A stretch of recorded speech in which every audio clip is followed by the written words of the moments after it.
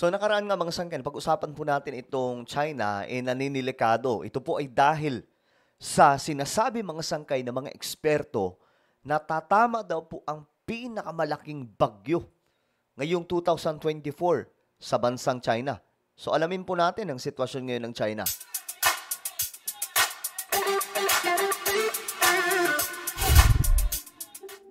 Magandang oras po sa inyong lahat. So ako mula ito nagbabalik dito sa ating channel, sa ating vlog today. At eto mga sangkay, pag-uusapan po natin ang patungkol po dito sa China na sinasabi po ng mga eksperto pagdating po sa weather events na tatamaan nga daw po nakaraan mga sangkay, kahapon po naibalita po natin na may tatama po na napakalaking bagyo. So, ito po ay nanggaling na rin po sa atin at lalo pong lumakas mga sangkay. Ngayon, naging isa po itong pinakamalaking bagyo daw po sa taong 2024. For now ngayong ano pa lang, ngayong anong buwan pa lang mga sangkay, 'di ba? Ito na daw, September pa lang, ito na daw ang pinakamalakas na bagyo sa taong 2024. Pero possible pa rin po masundan ang pinakamalakas. Dahil nga po sa matitinding weather events ngayon. Ngayon, kamusta ang kalagayan ng China? Naninilikado ito kahapon mga sangkay.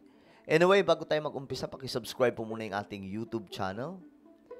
Ayan 1.28 na po tayo. 1.28 million subscribers na po tayo dito sa YouTube. So, ano pang hinihintay mo? Kung hindi ka pa po nakakapag-subscribe, click the subscribe down below, click the bell, and click all. Sa mga nanonood naman po sa Facebook, i-follow nyo po yung ating Facebook page.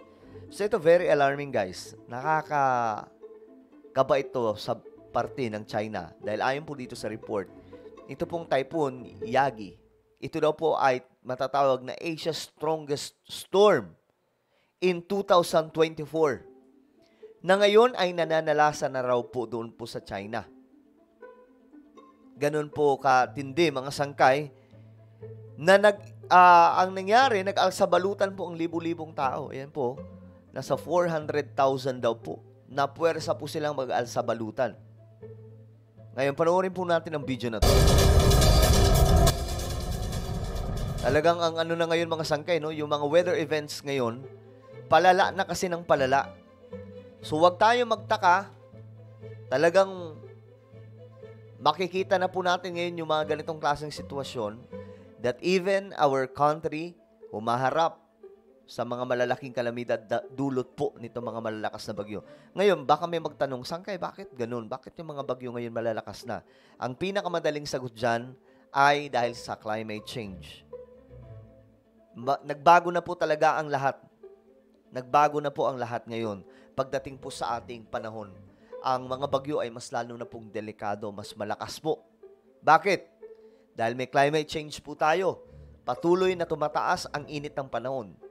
At dahil po sa sobrang init ng panahon ngayon, yung init sa karagatan mga sangkay nakakabuo ng mga malalakas na bagyo. Nakakapag-ipon ng mas maraming tubig na babagsak sa kalupaan. Ito po yung rason mga sangkay na ngayon talagang delikadong-delikado na. Kaya nga po ang deadline nito is 2030 lang. Kapag hindi po naagapan itong climate change before 2030, sabay-sabay po tayong lalangoy mga sangkay at sabay-sabay po tayong haharap sa matinding sitwasyon sa ating planeta. Ayan, makita po natin yung preparation ng China tungkol po dito sa mga... Ito po yung naging preparation po nila mga sangkay, no? Dahil po sa bagyo na paparating nakaraan. Pero, nanalasa na po ito sa ilang bahagi ng China. At ito po yung balita tungkol dyan. Forced many aspects of life in the region to grind to a halt. Trading on the stock market, bank services, and schools are closed. Yung mga eskwelahan, talagang walang pasok. The typhoon has maximum sustained winds. Ayan po siya. Ito po mismo siya mga sangkay na binabaybay po ang karagatan papunta po sa China. 230 kilometers At per tumama hour. na nga po. It's forced more than 250 people to seek refuge at temporary government shelters. Ayan. So, lahat ng tao doon na mga matatamaan nag-alsabalutan na po. Ito naman sa Hong Kong mga sangkay. Na probinsya po ng China.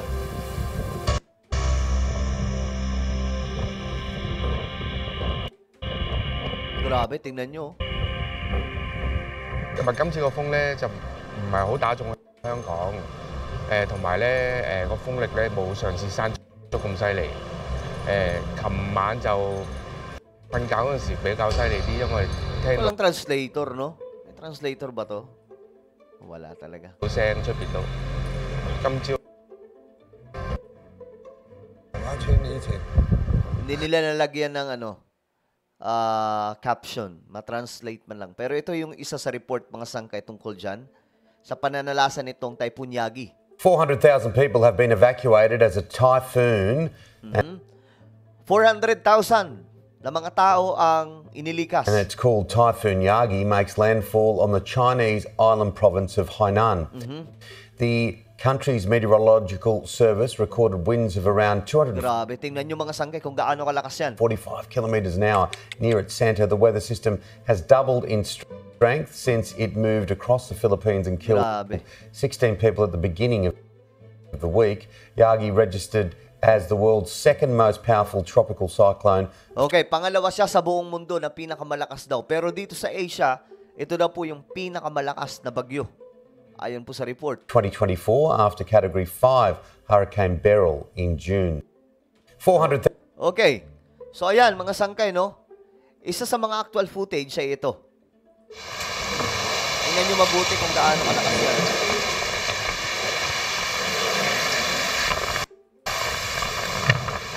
针对台风摩羯对海南造成的严重影响，启动国家4级救灾应急响应，组织党员干部下沉一线，转移安置群众。截至今天17时，已转移群众46万多人，并在文昌设 Kasi natin maintindihan eh, no? 置了 Pero, 547 ayun nga 个 po, 集中安置点 nagsilikas。po, mahigit 400 na mga tao. 400,000. So ngayon, mga sangkay, magtatanong ang iba, bakit ganito na po kalalakas yung mga bagyo? Uulitin ko, may climate change po ngayon. So lahat ng mga bansa, mayaman mang bansa o hindi, nakakaranas po talaga nito. Because of climate change. So dito sa ating bansa, isa po tayo sa mga kakalsada nitong mga dumaraan na bagyo. Actually, itong bagyong ito mga sangkay, galing din po yan sa atin dito, di ba? Ngayon, nahulma siya o pinalakas po ng pinalakas habang binabaybay po ang karagatan. Ngayon, ito na daw po ang pinakamalakas na bagyo dito sa Asia. At pangalawa, sa buong mundo sa taong 2024. Sa taong 2024 lamang mga sangkay, no? So, kaya tayo, matuto po tayo mag-alaga sa ating kalikasan kasi hindi na po basta-basta ngayon ang ating panahon. Masyado na pong delikado ang sitwasyon. So, tayo mga Pilipino, alagaan po natin ang ating kalikasan, magtanim po tayo ng mas maraming mga punong kahoy. Tapos kapag may papasok na bagyo, wag niyong putulin talaga, yung tanggalin niyo lang yung mga sanga para hindi po madali yung mga punong kahoy. Hindi po yung talagang tinatanggal yung punong kahoy kasi yan po ay nakakatulong din po sa atin kapag may mga ganitong klaseng bagyo. 'Di ba? So ano po ang inyong opinion tungkol po dito? China ay naninilikado nga. At ayun, pinakamalaking bagyo ito sa taong 2024 dito sa Asia. Ano po ang inyong opinion? Just comment down below. I invite you guys to please subscribe my YouTube channel. Sangkay Janjan Daily. Dito po ako nag-upload ng mga vlogs patungkol po sa mga ganap natin sa buhay.